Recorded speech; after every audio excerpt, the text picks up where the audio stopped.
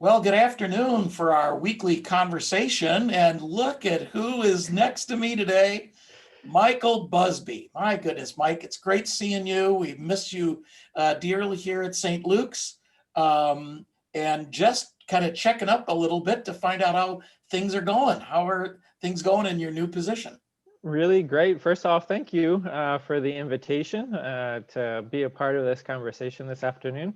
I'll be able to talk a little bit about the Amparo program, which is one of the things on our schedule. But first off, it's just really good to be alongside of you again, Pastor Johnson, and to have the opportunity to share about this wonderful program. So it's been a really busy last month. For those of you who remember, my spouse Helen and I started our new positions as ELCA missionaries on September 15th. So it's been an absolutely wonderful month of learning, of getting to know our companion churches in the region, their leaders, get to know some of the ministries that they're a part of and how the ELCA is supporting them. So absolutely marvelous and wonderful. And we haven't yet deployed yet for Costa Rica, for those of you who are wondering. That's hopefully in the works, but for the time being, we're still in the Chicagoland area. So it's a joy to be with you all, and blessings to you all at St. Luke's. Well, Mike, thank you so much for giving us a little bit of an update. So I know that you were working with Global Links before you left, and Yeah. were a valuable asset to the Global Links group team. And one of the programs that you had talked about and that Janet Hoiberg has been very excited about, member of our congregation here, has been the Amparo program. Mm-hmm. And so we just thought that it would be helpful for you, because you've had firsthand experience, you and Helen both, about the program, to talk a little bit about it and what might members of our congregation be up for in regards to this. Sure. Yeah. Well, first I'll start with the name Amparo. Amparo is an acronym, but it's also the acronym includes an extra letter, but it's also a word in Spanish which means shelter or refuge. Amparo stands for Accompanying Migrant Minors with Protection, Advocacy, Representation, and Opportunities. And so this is the ELCA strategy, working with especially migrants coming from Latin America, but also migrants around the world. And so this initiative was passed by the ELCA Churchwide Assembly as part of our work around world hunger, and as part of our work around disaster response, responding to the migrant crisis within Central America and Latin America. And we're actually expanding this program with this upcoming year. So that's just a little bit of the background around the program. It's really a couple pronged approach, both here in the United States, but also working with companion churches in Latin America as well. And so the objective is to be hospitable, really, as our call of Christian witness here in the United States, to welcome, to provide support and opportunity and advocacy and representation, really, but then also to support our companion churches with really the causes of migration, the leading causes of migration within Latin America and Central America. So that's just a little bit about it. But one of the things that I was working with Global Links on before I met is Janet Hoiberg, one of I can't say our members anymore, but one of the members of St. Luke's, one of our wondrous members of St. Luke's, was working with staff at the ELCA Churchwide office to learn a little bit more how St. Luke's could get involved in this sort of work, which is very important to our church and our identity as Christians. And so one of the opportunities is through the Guardian Angel program, which Helen, my spouse, and I had the opportunity to go through the training. So there's a training that's involved. And the purpose of these Guardian Angels is actually to go to courthouses. And so there's a federal courthouse, immigration court here in Chicago, to go to the courthouse, sit with those who are waiting trial, actually, in front of a judge, and provide care and support, really. Let them know that there are folks here in the United States who care for them and who accompany them and want to be a source of support. And during a process which is often very murky, it's remember that oftentimes these processes are all in English, and so forms need to be filled out, all of those things. English is not, in most cases, English is not a first language for many of folks coming to the United States. And so because of that, the church, our church has committed to accompanying folks as they go to trial. And so as a guardian angel, I'll speak a little bit about my experience. I've had the opportunity to accompany folks at the courthouse, and a little bit of what that looks like is sitting, as I mentioned, within the lobby, listening to people, hearing their stories, hearing about where they came from, offering prayer for folks. You know, prayer is such a wonderful calming thing that brings us closer to God and can really lower our anxiety, and as we put those whatever we have, whether they be fears or anxieties about a court case, right? And so we're there as part of the church to do that. The other thing that's actually part of it is actually sitting in as a court observer. And so as a guardian angel, you're actually able to sit in the courtroom while trials are going on. When I was there, we were able to sit in the back, and at certain points in time, the judge, you know, as she was going through the different court cases, she noticed that I was there. She noticed that I went with my spouse Helen once. I went with the director of the program, program director Mary Campbell once, and both times the judge actually said, "Oh, who are you all in the back?" just out of curiosity. And so we had the opportunity to stand up and say we were part of the Evangelical Lutheran Church of America. Our role here is to sit and to accompany migrants as they're going through these court processes. And so it was actually, you know, the judge was curious. This was our first time there. It was our first time running into her. The second time we were there, she actually remembered that we were from the ELCA. And during that second court case, she actually paused the trial and said, you know, these people right here, it would be very helpful if you could help direct them to where they can fill out the proper forms. And so she said, you know, I know that you all aren't lawyers or anything like that, but if you could, you know, if your role here is to accompany folks, if you could go help show them where they need to go and help them, point them in the right direction, that would be really great. And so it was on both fronts. It's a great opportunity to really live out our role as Christians in the world in terms of welcoming folks and understanding of hospitality. Two, it's engaging in our civic duty, right? As people in the United States, getting to see the court processes, making sure that, you know, a lot of these cases, the first time I went, there was 80 cases that were processed in one morning, which is absolutely crazy, right? But at the same time, making sure that all the processes are followed, right? In this case, 99% of the time, yes, but there's also some judges around the country who are just, you know, ignoring the rights of migrants and refugees. So really, the purpose of this program, the Guardian Angel program, is to accompany people, right, and to care for folks. So that's to say, long story short, you know, there's, I believe Janet is interested in folks who might be interested in going through a training to become guardian angels. And so it will be a great opportunity for folks. And, you know, it's not an everyday thing, but there's lots of support that comes from the ELCA around organizing, around educating. And this is a wonderful opportunity to engage in that work, right? And it sounds like the director is going to be offering a training program in the near future. And kind of in some senses waiting on whether or not there are members of our congregation who might be interested in the program, and then they will do, and this is all done via Zoom.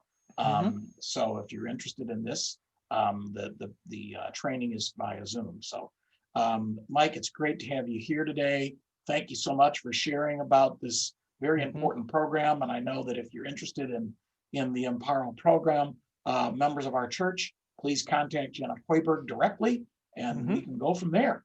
So I'm not going to Absolutely. burden you with all the other things that are going on here at St. Luke's right now. I'll watch it on YouTube later. There So you go. I will just plug in that, hopefully in November, you'll be receiving a newsletter from Helen and I, just with some more updates about what we've been up to and the work that we're a part of. So thank you all once again. It's been a true pleasure to walk alongside of you all for the last couple of years and continue to be in contact and be supportive of the ministries that you're a part of in Park Ridge and in the greater Chicagoland area. So thank you very much for the invitation to be here today with you all, Pastor Johnson, and have a great, wonderful rest of the conversation. Take care. All right, Mike. Thanks for joining us. Okay, well, it was great to have Mike with us. I just want to just kind of go through a couple of other things. Our COVID-19 task force recommended to the Congregational Council after going through the surveys that were afforded to members of our congregation to fill out. We had 186 surveys completed, which is amazing. And out of that, 39 folks indicated that they would be willing and wanting to do in-person worship right now. And an additional 76 said that they would consider attending in-person inside worship at some point.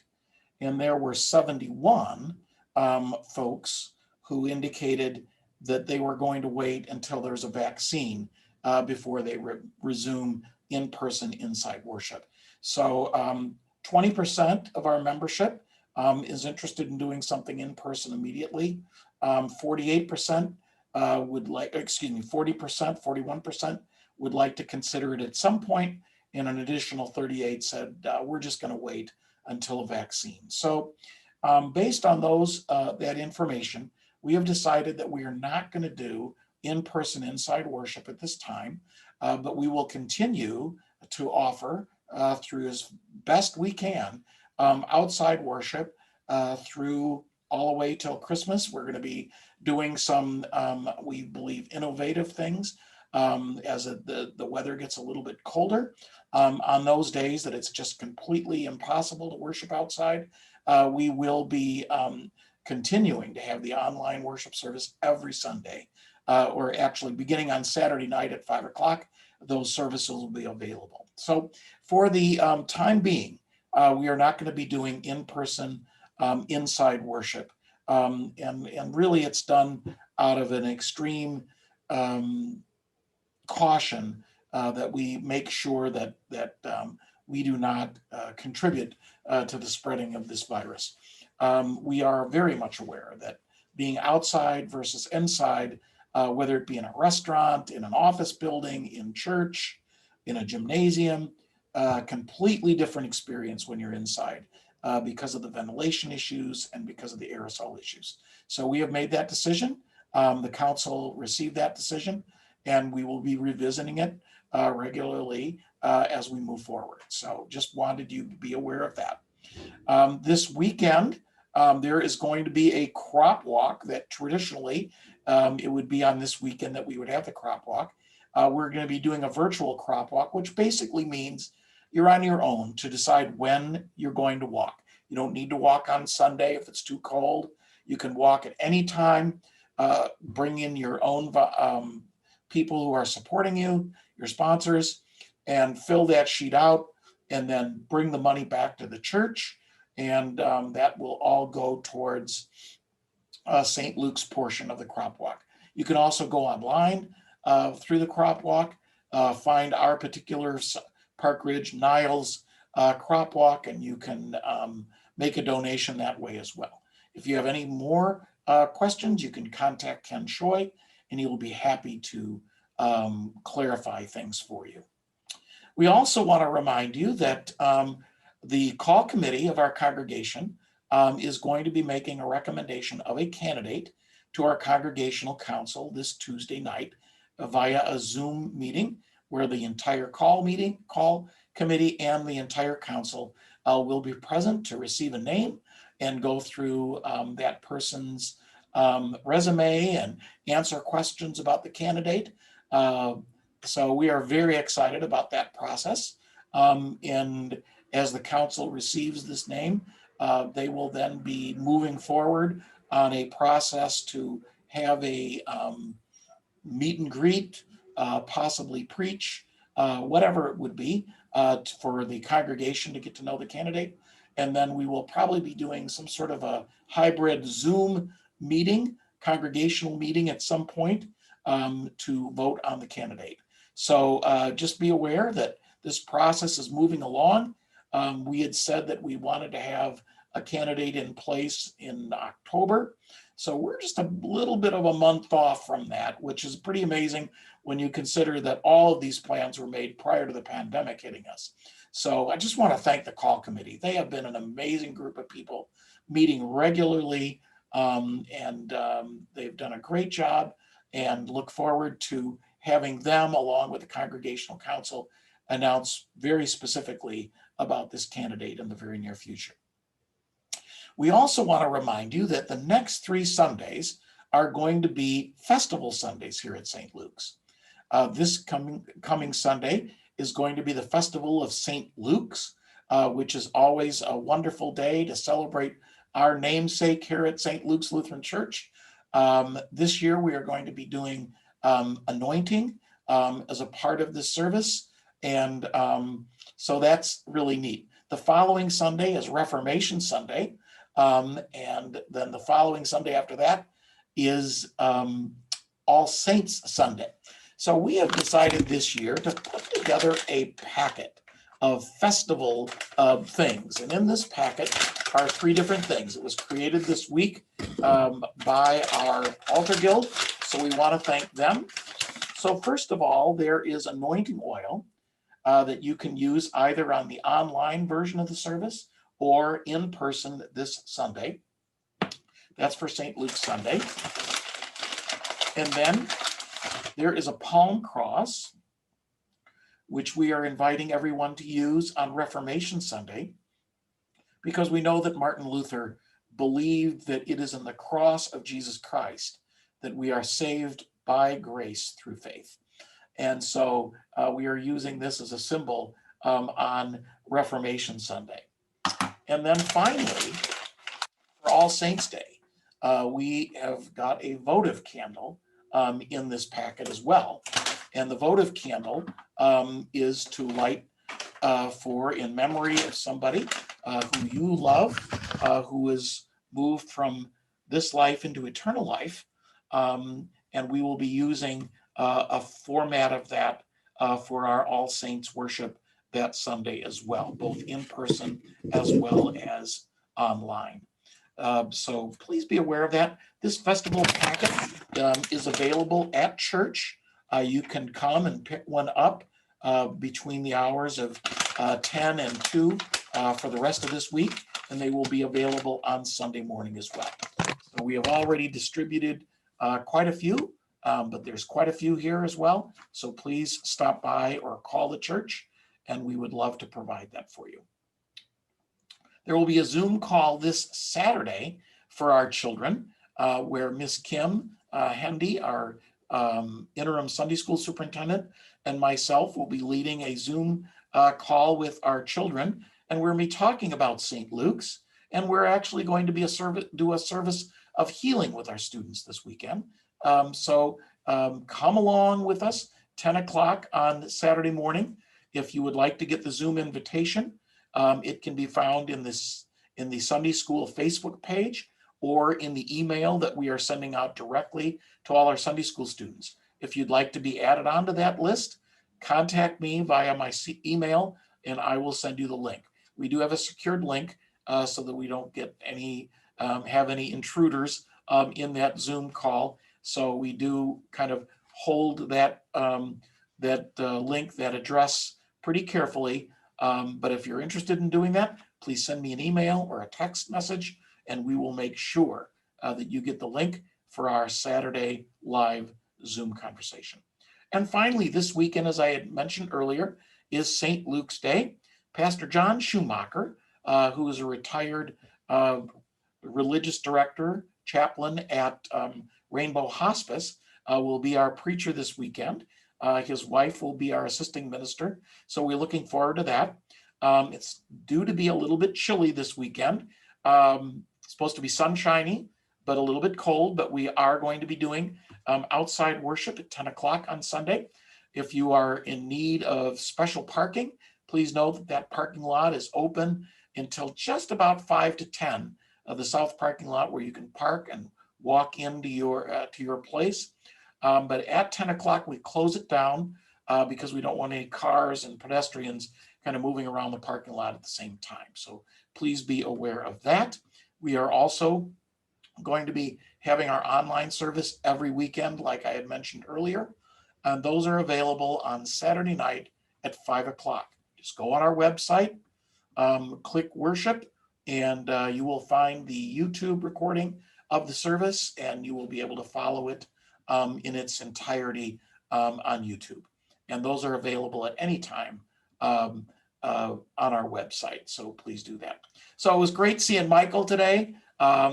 It just reminds us of the wonderful time we had with him over the last 2 years. Please remember that if you're interested in doing the Guardian Angel program, talk to Janet Hoiberg, or you can contact me and I can put you in touch with Janet.